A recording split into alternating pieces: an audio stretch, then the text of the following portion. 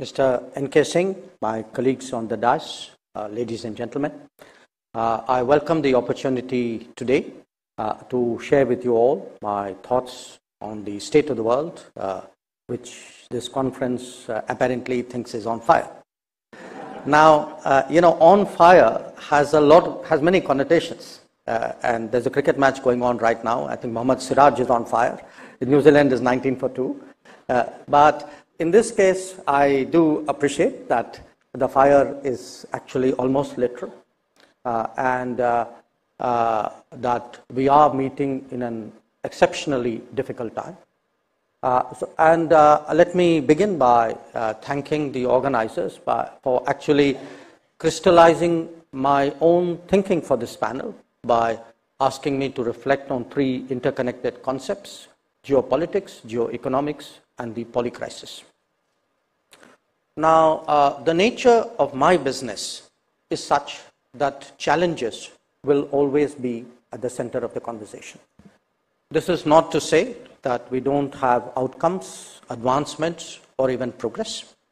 On the contrary, there has been a lot of evidence to show, and really there's no question, whether we are speaking from the perspective of India or from the perspective of the world, that we are far better off today than we were a decade or two or 5 before. Yet, precisely because every set of solutions throws up a new generation of problems, we constantly dissect, analyze, debate, and sometimes even agonize. The really good people in my business, however, also imagine, anticipate, and foresee. So today, we need both an evolutionary approach as well as audacious thinking, however contradictory that might seem. And the reason for that is the churning on multiple fronts that the world is going through, not merely simultaneous stresses, but many with a clear potential for structural change, and at the same time, the overwhelming compulsion to ensure stability or at least mitigate catastrophes as the process of change unfolds. So let us then contemplate the major stress factors of our times. The most obvious and immediate is the devastation caused by the COVID-19 pandemic. Long COVID is not just a medical condition, it is even more a social and economic damage that many societies are experiencing, and one has to look to the extent that they can be rectified. It has also rolled back SDG progress in many countries, and in quite a few cases, revived challenges of nutrition, health, and gender divides that we were putting behind us. In some cases, the nature and effectiveness of governance came into question during the pandemic. Moreover, as supply chains started fraying, national insecurities emerged sharply and have actually continued to influence our thinking even after the pandemic. And not least, the iniquities of globalization were on stark display during the pandemic. Vaccine apartheid was its most graphic manifestation, when some nations had 8 times the stock of their population, while others just next door waited for their first vial. A second contributor to volatility is conflict in a globalized world, where consequences spread far beyond the immediate geography. We have already experienced this in respect of Ukraine. The ripple impact of what is taking place right now in the Middle East is still not entirely clear. Now, these particular cases may be headline news, but in different regions, there are smaller happenings whose impact is not inconsequential.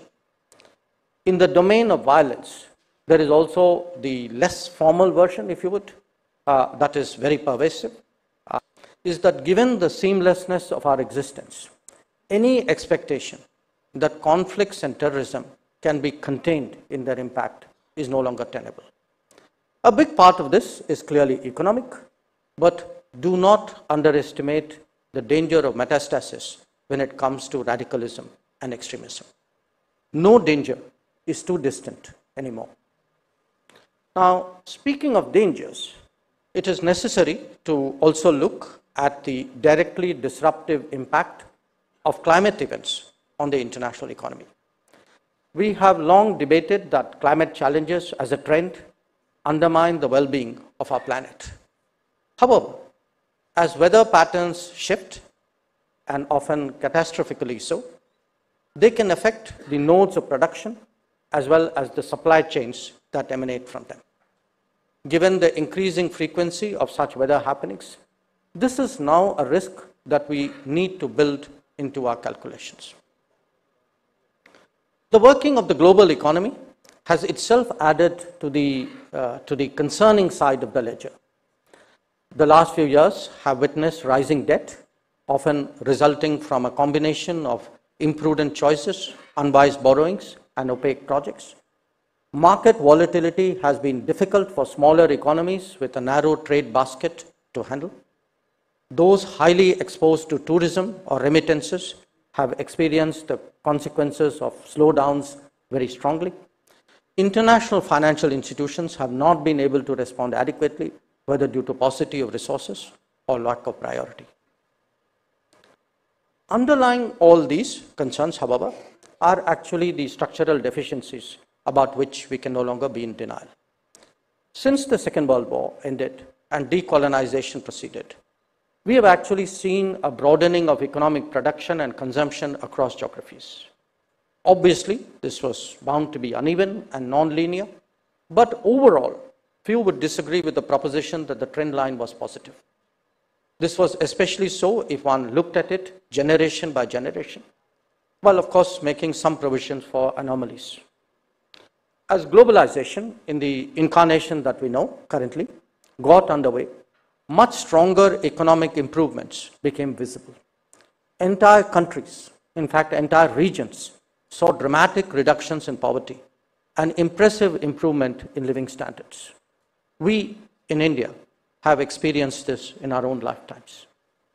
However, what has been inadequately recognized is that this whole exercise had both winners and losers. They can be individual countries or broader regions. They can also be constituent. They may be relative or they could be comparative. But any which way, they eventually translated into politics. In the international discourse for 2.5 decades, the conversation was largely dominated by globalization advocates who were themselves clearly beneficiaries. They portrayed those unhappy as outliers, if not worse. The mantra of opening up became so powerful that its social consequences was completely dismissed. And then one day, all of this has caught up with us. The last decade has therefore witnessed what were read as political earthquakes. If they took us off guard, it is because we didn't listen to the earlier tremors for so long. Now, my intention is not so much to dwell on the past as to caution that this is a continuing, possibly even intensifying process. Addressing the over-concentration of production has become a strategic necessity today. And recognizing the concentration of dissatisfaction is equally a political imperative. Those charged with responsibilities for international economic negotiations cannot disregard either. Part of the problem that we are all grappling with is that the reality that a substantial segment of the global economy is no longer market-based. Not just that, also the realization that large market shares, either as a producer or as a consumer, can be leveraged for non-economic purposes. As the knowledge economy advanced and the embedding of data became more pervasive, concerns of privacy, reliability, and security have all fused together. This has not happened overnight, and the truth is that the world sought to keep international economics to business as usual as long as possible. But as the last few years have brought home, and the COVID has really been a wake-up call in that regard, that is no longer tenable. We are rapidly entering an era of artificial intelligence and must think beyond Westphalian economics and factor in political sociology of production. This means that for all of us now, there has to be a sharp focus on how to create more resilient and reliable supply chains. It mandates a greater emphasis on trust and transparency in all facets of the digital domain.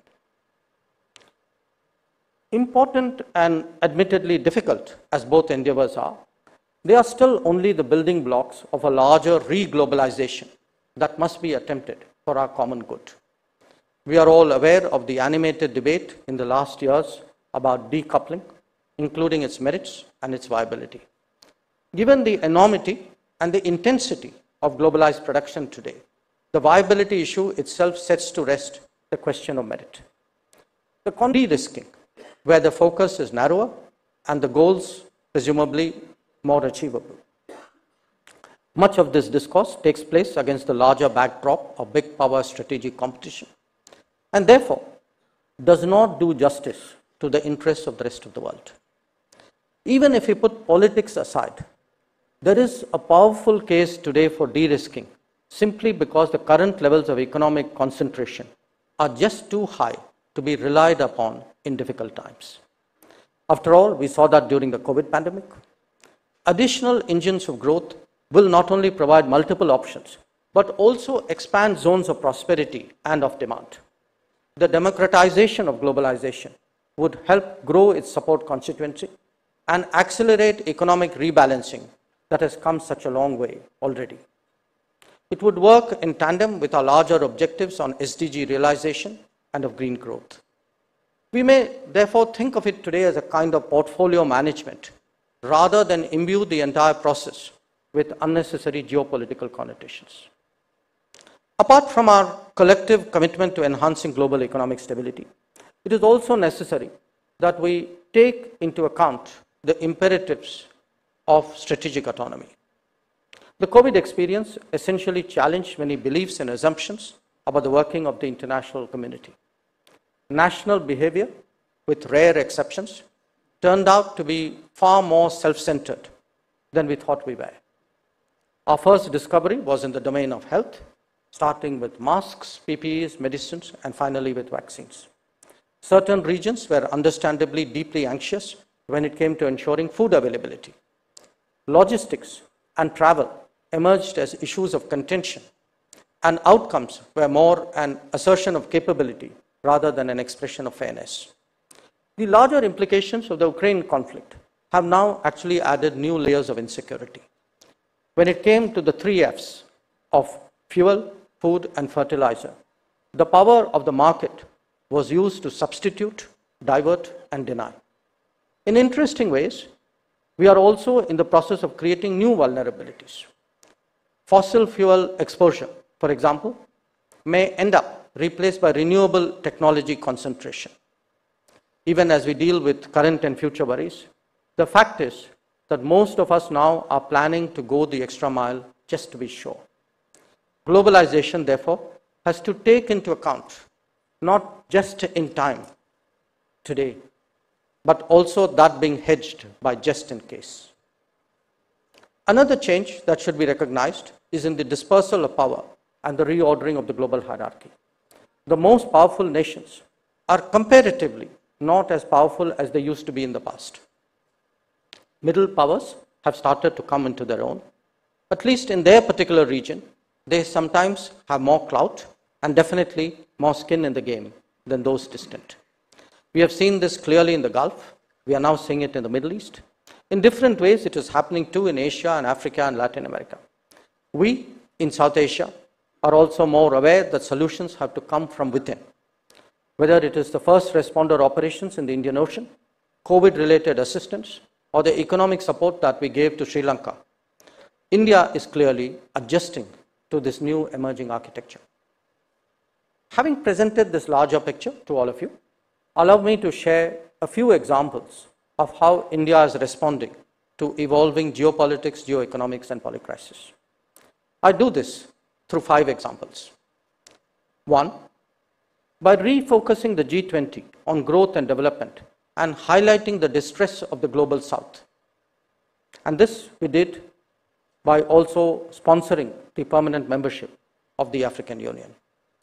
2, by itself participating more intensively in global value chains. Make in India and make for the world, as well as production-linked incentives are notable features. 3, investing in critical and emerging technologies, including through transnational partnerships. A more vigorous Indian presence in the semiconductor domain is one expression, the rollout of its own 5G stack another. A 4th example, reimagining and redoing our global commitments to make them more contemporary. The Quad stands out in the Indo-Pacific, and the I2U2 and the IMEC in the Middle East. Even established relationships need refreshing, and I have just been discussing that in the last few days in Singapore. We are looking at global hubs. We are looking at more mutually beneficial FTAs. We are looking at deeper engagement with Africa, at greater development partnerships. We currently have it with 78 countries, and preparing for a larger footprint.